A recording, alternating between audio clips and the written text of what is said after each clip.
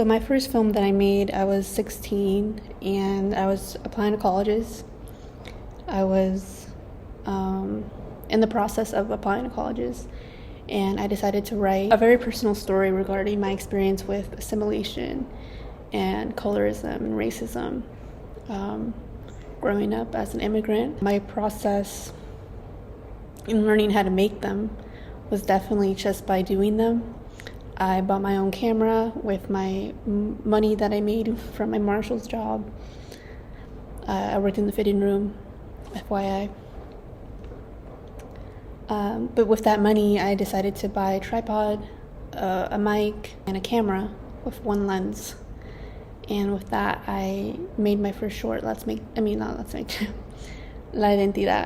which means the identity in Spanish. I also went to college. I went to film school, VCU Art Cinema. And with that, I got to learn the process of production a lot better, and what it means to be a producer, what it means to be an AD, what it means to be a sound mixer. And yeah, my first film, however, was, very amateur film that didn't make any festivals, but it got me into film school, and I'm very, very proud of it because of what I was able to gain from it in that process. So Let's Make Jam is a story about a young girl who's suffering from the death of her father. She's dealing with a lot of emotional unavailability from her mother, who is also grieving on her own. And she is a very detached person from her mother. It's a very personal story for me because I had wrote it due to the death of my uncle who died during COVID. And I was very close with him growing up, and the way I wrote him in the movie is very much how I saw him growing up. He was very much like a comedian, not a professional comedian, but he was very funny, and he was kind of like the family clown. So it was a very personal story for me to write and direct. And it is also a queer story, which was a big way for me to come out and say that I was bisexual and say that I was queer. So yeah, it's a very emotional story that I think a lot of people can relate to, just with the themes of grief and loneliness and spirituality. There's a lot of themes of like, what do people do when there is grief, and how do people react? What are their behaviors? And I think it was a very important story to tell because during the period that we shot, we were still in COVID. So everybody was still really dealing with this mass suffering of grief and death and loneliness, especially being at home. My favorite filmmakers are Chloe Zhao, Wim Wenders, Greta Gerwig, Aurora Guerrero, who wrote and directed Mosquita Maddie, Ingmar Bergman. He's one of my favorite directors. Oh, Jordan Peele is one of my favorite filmmakers as well. It'd be very similar to Chloe Zhao. I really love her film Songs That My Brother Taught Me because they meshed doc and narrative so well that's kind of how that's kind of how I create my directing style with my actors. I try to make it as documentary and narrative as I try to mesh them very well together for my actors so we can get a really authentic performance from them. I try to get as much as I can from their own personal stories and experiences, and I ask them these questions so that we have a better idea of what their characters are and how they can bring themselves to that character. And yeah, I would say it's experimental as well in that sense that it's not traditional. My ideal project would be shooting a feature film, and it would have to be about my upbringing in Bolivia. So I grew up in Bolivia and I moved to the States when I was 5. And a big part of the project that I would love to shoot would be about growing up in a restaurant, because my grandma, and I would love to have her be a part of this too, of the film. It would have to be about her being a chef and having her own restaurant for the past 20-30 years and still in business. And the film would have to be about growing up in the restaurant and what it's like to experience that and experience poverty, experience just a different lifestyle compared to the States. And then I would love to shoot a film about my dad's side of living in a small town in the middle of nowhere, and what that means to be my mom being a city girl versus my dad being a small town boy. Those are two projects that I really want to do in the future. I think it's important to just tell stories about your lineage because, as filmmakers, we're storytellers, and if we're not telling our own stories, if we're not, creating that cycle and that pattern, our stories will die off someday and nobody will know them. I would make sure that we have a very clear shooting schedule.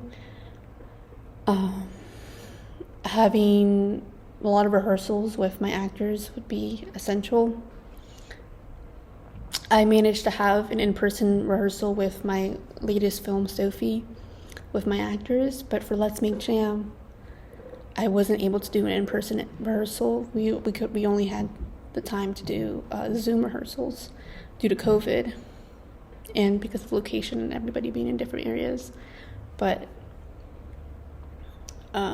making sure that the actors know exactly of all the beats and the tones of the film, of your story, is very important. I would say I personally did a little too much with that. I did a whole spreadsheet of each beat of my script and the tone of each scene, just to get an idea for the actor to understand where the story's supposed to go and what's the emotion, what's the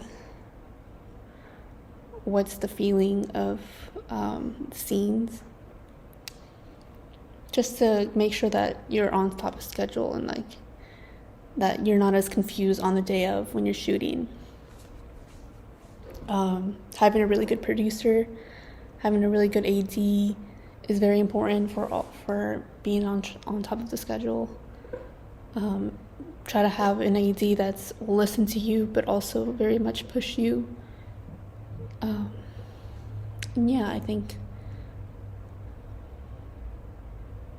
I think that's making sure that the producer that you have is also very much involved in every single step of the film as much as you are. The hardest part of making Let's Make Jam was definitely writing it because it was such a personal story. I think that it was very difficult to share that part of me and be that vulnerable with people.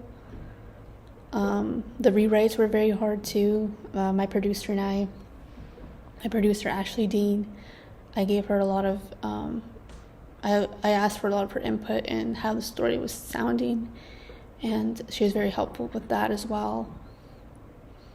But I was definitely can say that it was just a very difficult story to tell because of how vulnerable I had to be and how open I had to be, as I'm not a typical, extrovert. I'm very much an introvert, and it was very hard.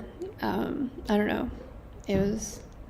I would do it again because this is what my career is looking like, and it was very cathartic though, because I know that when I made La Identidad at 16, it was the same thing. I was very nervous and I was very scared of what people would say.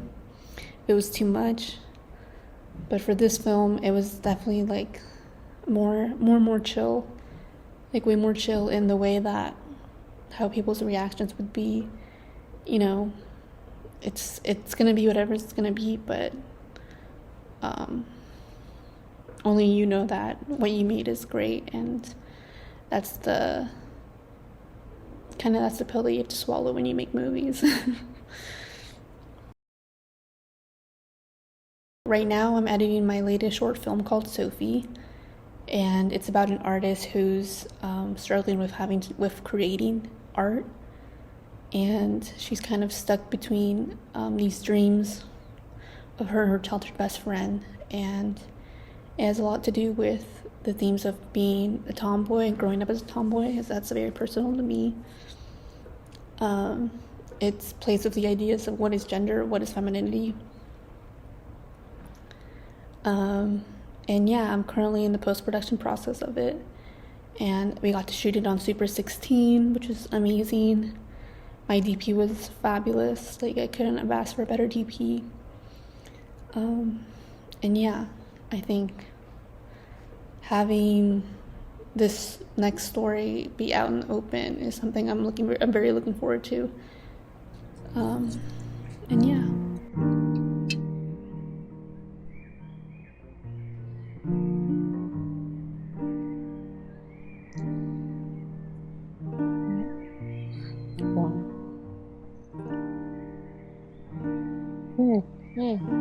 Mm-hmm. Yeah.